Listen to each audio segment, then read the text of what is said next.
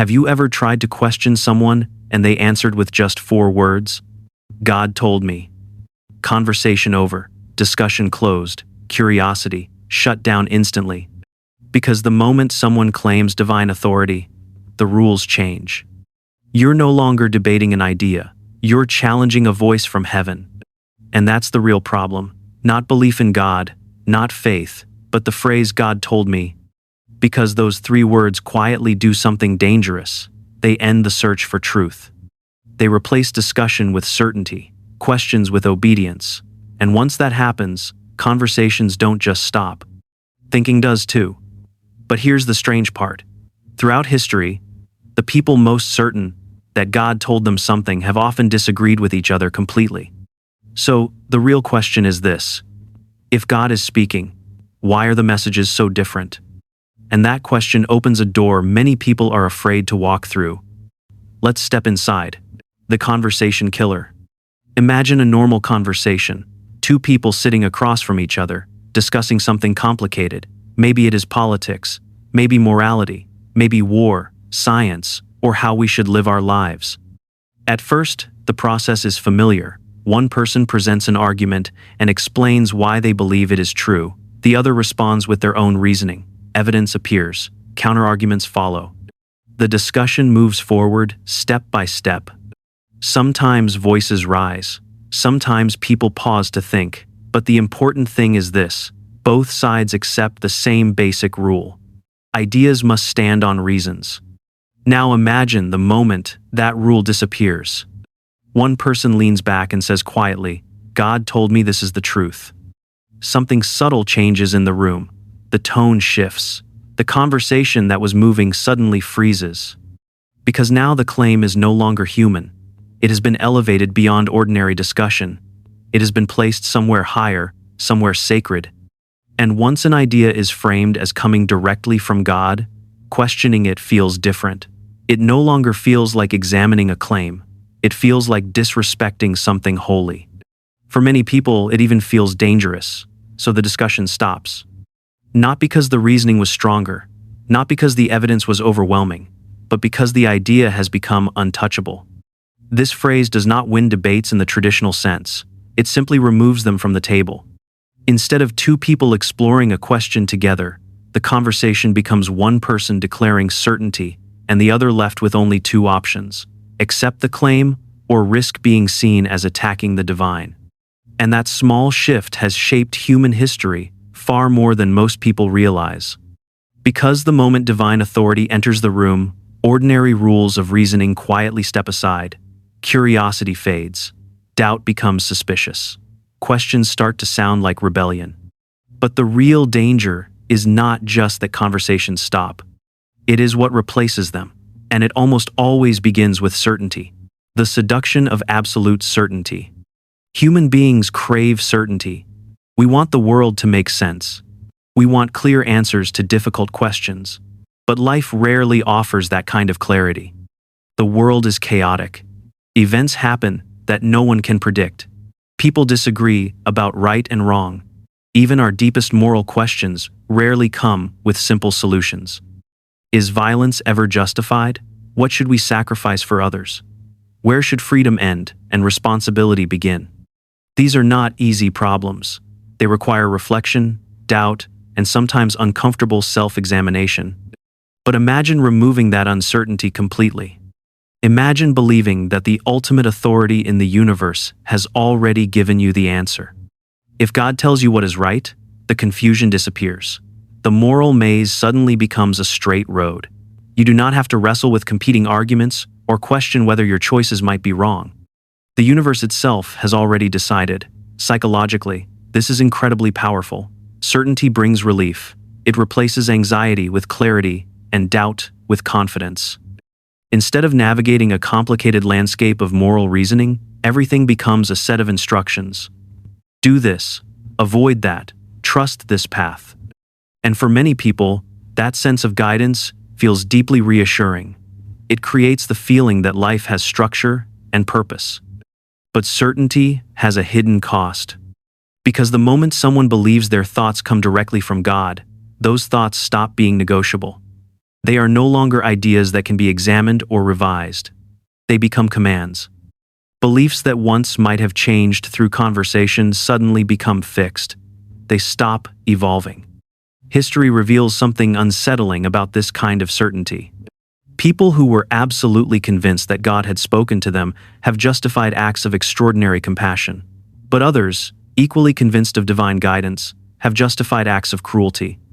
The same certainty has inspired charity, sacrifice, and kindness, yet it has also fueled persecution, punishment, and violence, which forces us to confront an uncomfortable question. If divine certainty can justify completely opposite actions, then what exactly is guiding that voice people believe they hear? And the answer may not be found in heaven at all. It may be found much closer, inside the human mind itself, the voice that sounds like ourselves. When people say, "God told me," what do they usually mean? Most are not describing thunder from the sky or a supernatural voice echoing through the clouds. They are not receiving stone tablets engraved with divine commands. The experience they describe is usually far more subtle. It begins as a feeling, a sudden sense of clarity. Sometimes it feels like an inner voice, quiet but confident. Other times it is simply a strong conviction that something is right or wrong. To the person experiencing it, the guidance can feel powerful and deeply personal. It feels like direction, like wisdom arriving from somewhere beyond ordinary thinking. But neuroscience points out something interesting about the way our minds work. Inside every human mind, there is already a voice. Psychologists call it inner dialogue. It is the stream of thoughts that comments on your decisions, reflects on your experiences, and helps you make sense of the world around you. What is fascinating is that this voice often feels slightly separate from us. It can feel like advice rather than authorship, like guidance rather than creation. Yet it is still coming from the same place. It is built from your memories, your upbringing, your culture, your fears, and your hopes. Every experience you have ever had quietly shapes the way that voice speaks. Your brain is constantly generating interpretations about what is happening and what you should do next. Most of the time, those thoughts pass by without much attention. But occasionally one arrives with unusual strength. A thought appears that feels especially meaningful. It feels clear, confident, almost undeniable. In those moments, it can feel as though the message came from somewhere outside ourselves. But when we step back and observe the pattern, something curious appears. Christians often feel that God confirms Christianity to them. Muslims feel that God confirms Islam. Hindus feel that God confirms Hinduism. Each group reports spiritual certainty. Each group describes inner guidance. Yet the voice almost always supports the beliefs people already grew up with. The guidance rarely tells someone they were born into the wrong tradition and should adopt an unfamiliar one. Instead, the message sounds strangely familiar. And that observation leads to an uncomfortable possibility. Perhaps the voice people interpret as divine guidance is not traveling from heaven at all. Perhaps it is emerging from something much closer, from the human mind itself. And that realization raises an even deeper question. If the voice reflects our culture so closely, why does it almost never cross cultural borders? The geography of God's voice. Look at a map of the world for a moment.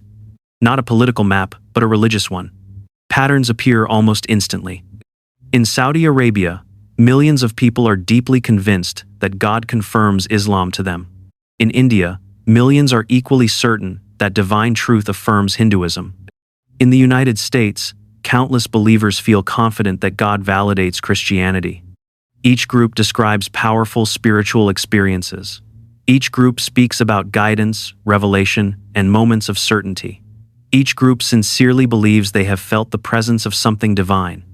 And very often, they explain those experiences with the same phrase, "God told me." At first, this might seem like evidence that people everywhere are encountering the same spiritual reality. But when we step back and compare the messages, something puzzling appears. The conclusions rarely match. The Christian feels certain that Jesus is the only path. The Muslim feels certain that the Quran is the final revelation. The Hindu may feel equally convinced that divine truth takes many forms across many gods. All of them claim spiritual confirmation. All of them believe their experience carries divine authority. Yet their conclusions contradict one another. This creates a difficult question. If the same God is speaking to humanity, why does the message seem to change depending on where someone was born? Why does divine guidance so often align perfectly with local traditions, family beliefs, and cultural expectations? When we look at the global pattern, the voice people describe begins to look less like a universal broadcast and more like an echo shaped by environment. People almost never report God telling them to abandon the religion they were raised in and adopt a completely unfamiliar one from the other side of the planet. Instead, the guidance they feel almost always supports the worldview they already know. The voice sounds strangely familiar. It speaks the language of the culture that surrounds it. But the influence of this phrase reaches far beyond personal belief. It does not stay confined to private spirituality or quiet moments of reflection. Throughout history, the claim that God has spoken has shaped decisions on a much larger scale. It has inspired movements, justified laws, and even fueled conflicts between entire nations. The words God told me have not only guided individuals, they have shaped civilizations. When divine certainty enters politics, history is filled with leaders who believed their authority came from somewhere higher than ordinary power. Kings declared that their rule was granted by God. Prophets claimed they carried divine messages meant to guide entire nations. Revolutionaries sometimes believed they had been chosen to reshape the world itself. Many of these figures were deeply sincere. They did not see themselves as manipulators or tyrants. They believed, with complete conviction, that God had chosen them for a purpose. And in some cases, they believed God had given them very specific instructions. Build this kingdom, enforce this law, conquer that land. When divine certainty enters politics, something subtle but dangerous begins to happen. The normal rules of disagreement start to disappear. If a political leader presents an idea based on strategy or philosophy, others can challenge it. They can debate the consequences, question the evidence, or propose alternatives. But if that same idea is framed as a command from God, the entire conversation changes. Disagreement is no longer just disagreement. It begins to look like defiance. Opposition begins to feel like rebellion against something sacred. And once that shift occurs, critics are no longer simply political opponents. They can be labeled enemies of truth, enemies of faith, even enemies of God. Throughout history, this pattern has repeated itself in many forms. Leaders have invoked divine authority to justify wars, enforce strict laws, and consolidate power. Sometimes the results were acts of unity and inspiration, but other times the results were oppression, violence, and conflict that lasted generations. This tension reveals a fundamental challenge. Societies built on open dialogue depend on the ability to question ideas. Democracies function through debate, evidence, and the willingness to revise decisions when new information appears. But divine commands do not operate in that system. They arrive as complete answers. They do not invite revision. They are assumed to be perfect from the moment they are spoken, at least according to the person claiming to receive them. And that creates a problem no civilization has ever fully solved. How do you challenge someone who believes their authority comes directly from God? How do you argue with a person who sees disagreement as opposition to the divine? Yet, the story is more complicated than simple power or manipulation. Because not everyone who says God told me is trying to control others or claim authority. For many people, the phrase carries a very different meaning, the language of personal meaning. For many people, the phrase God told me is not about authority at all. It is not meant to silence disagreement or claim superiority in an argument. For them, the phrase is really about meaning. Life can feel confusing and uncertain. People face moments where they must make difficult decisions without knowing the outcome. In those moments, something inside them may suddenly become clear. A direction feels right, a path opens where there was once doubt, a quiet sense of guidance appears. Many describe these moments as intuition. Others describe them as spiritual experiences. But language struggles to capture these feelings precisely. When people try to explain them, they often reach for the vocabulary their culture provides. In religious communities, that vocabulary is spiritual. So someone might say, God told me to take this opportunity. Someone else might say, God guided me through a difficult time. Another person might say, God opened a door that once seemed closed. In many cases, these expressions are simply ways of communicating gratitude or humility. Instead of claiming personal brilliance, the person attributes their sense of direction to something larger than themselves. There is often sincerity in that language. Sometimes there is comfort as well. But problems begin to appear when these private experiences are presented as public proof. An inner feeling that helped one person make sense of their life suddenly becomes an argument meant to convince others. What began as a personal interpretation turns into a statement of authority. And that is where conversation begins to break down again. Because feelings cannot easily be examined the way evidence can. Personal experiences cannot be debated the same way ideas can. This is where a small shift in language can make a profound difference. Instead of saying, God told me this is the truth, imagine saying something slightly different.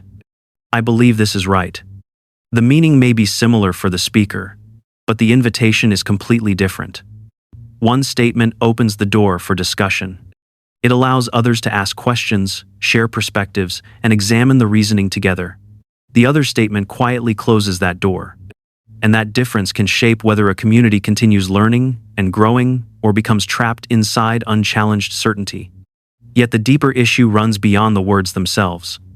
Because underneath this question about language lies something even more fundamental. It touches the way human beings search for truth in the first place. The courage to say, I might be wrong. Progress has often begun with a simple but uncomfortable admission. I might be wrong. That sentence may sound small, even weak, but it carries enormous power. It opens the door to learning. It allows ideas to be tested rather than protected. It invites others to challenge our thinking and help us see what we may have missed. Nearly every system that produces reliable knowledge depends on this principle. Science works because every claim can be questioned. A theory is not accepted because someone powerful declares it true. It survives because repeated testing fails to prove it wrong. And even then, scientists remain open to new evidence that could change the conclusion. Philosophy grows in a similar way. Ideas sharpen through disagreement. Arguments collide, assumptions are exposed, and better explanations slowly emerge from the friction. Human knowledge evolves through this process of questioning, revision, and correction. But the phrase God told me often places beliefs outside that process. Once an idea is framed as divine instruction, it becomes difficult to examine. The claim rises above discussion. It appears protected from doubt. Instead of being one idea among many, it becomes an answer that cannot be revised. And when ideas stop being revisable, progress slows down. That is why many of humanity's most important breakthroughs began when people challenged what once seemed unquestionable. Scientists questioned long-accepted explanations of the universe. Philosophers questioned traditional assumptions about morality and power. Reformers questioned institutions that claimed divine authority. The turning point often came when someone asked a dangerous question. What if we are mistaken? What if the truth is not something delivered fully formed from above, but something discovered slowly through conversation and exploration? Perhaps understanding grows not from certainty but from curiosity. Through debate, through evidence, through the willingness to listen as well as speak. And perhaps the most honest position any of us can take is the one that leaves room for correction. Because the moment we admit we might be wrong, something important happens. The conversation begins again. And that is where real understanding has always started. Faith has played an important role in human life. For many people, it inspires kindness, generosity, and compassion. In moments of loss or suffering, belief can provide comfort when nothing else seems to help. It can give people a sense of direction and meaning in a world that often feels uncertain. But problems begin when belief stops being personal and starts becoming unquestionable authority. Because the moment an idea cannot be questioned, conversation disappears. And when conversation disappears, the search for truth quietly fades with it. The phrase, God told me, can feel powerful. It can feel like certainty in a confusing world. Yet, it can also build invisible walls. Walls between people who might otherwise understand each other. Walls between ideas that might grow stronger through discussion. walls between certainty and discovery. History suggests something important. Progress rarely comes from those who claim to already have the final answer. It comes from those willing to ask better questions. The search for truth has never been finished, and maybe it never will be. So the next time someone says, "God told me," perhaps the most honest response is a question. How do you know? If you value curiosity over certainty and truth over comfort, subscribe and keep questioning.